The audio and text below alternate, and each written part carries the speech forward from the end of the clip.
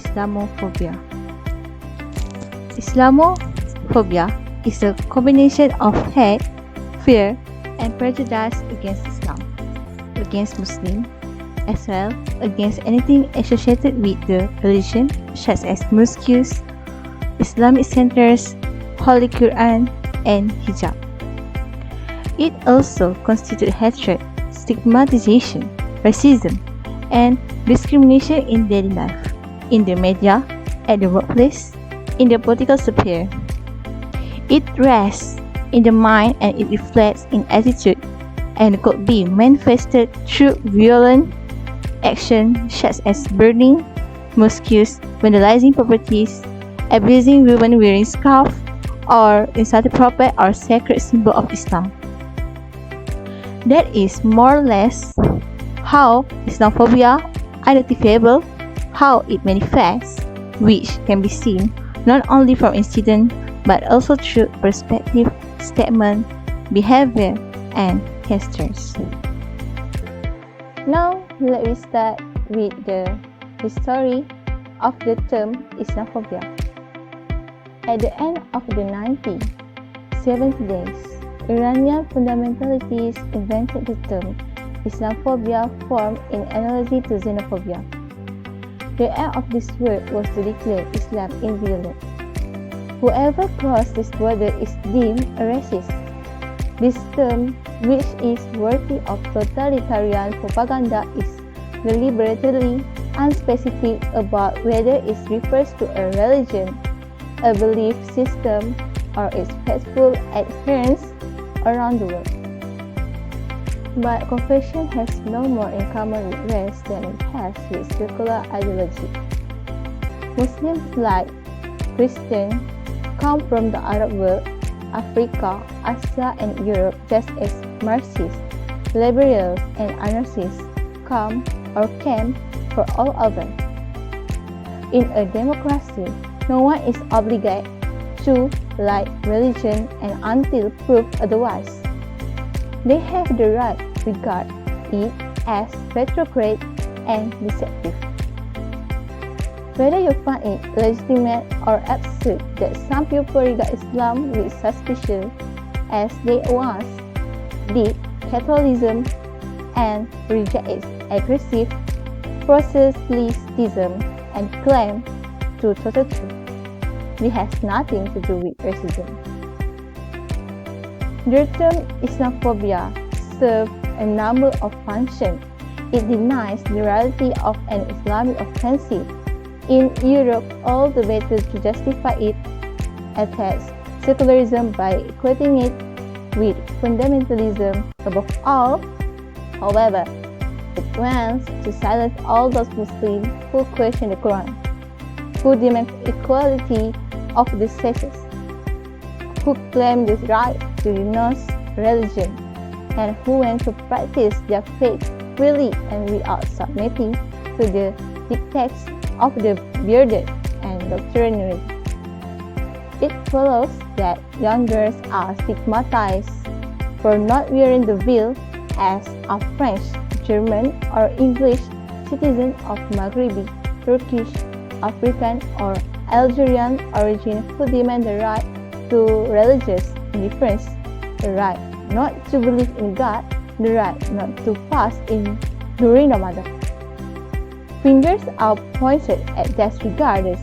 They are deliberate outrage of their religion communities in order to crush all hope of change among the followers of the Prophet. Now, let me see the video about Islamophobia.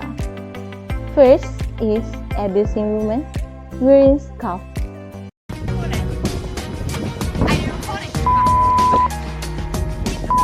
Wait, I was born here.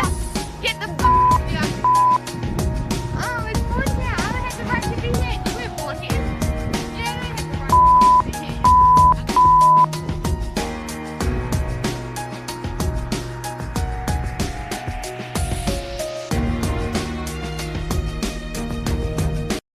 Second is Quran burning.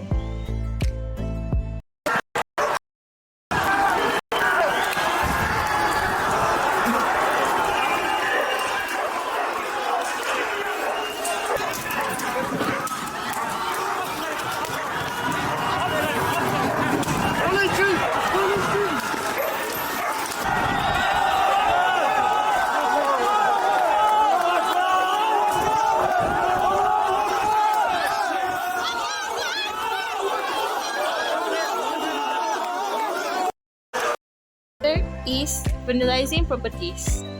As you can see, the video shows that the man is vandalizing mosques.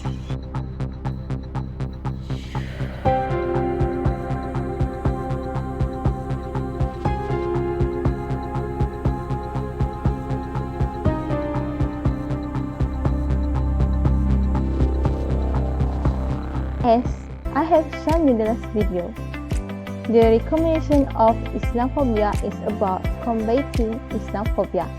Many governments have taken steps to combat Islamophobia by establishing anti-hate crime legislation and measures to prevent and prosecute hate crimes, and by conducting public awareness campaigns about Muslims and Islam designed to dispel negative myths and misconceptions. The United Nations General Assembly adopted a resolution sponsored by 60 member states of the Organization of Islamic Cooperation (OIC), which designated 15 March as the International Day to Combat Islamophobia. The document stresses that terrorism and violent extremism cannot and should not be associated with any religion, nationality, civilization, or ethnic group. It calls for a global dialogue on the promotion of a culture of tolerance and peace based on respect for human rights and for diversity of religion and belief.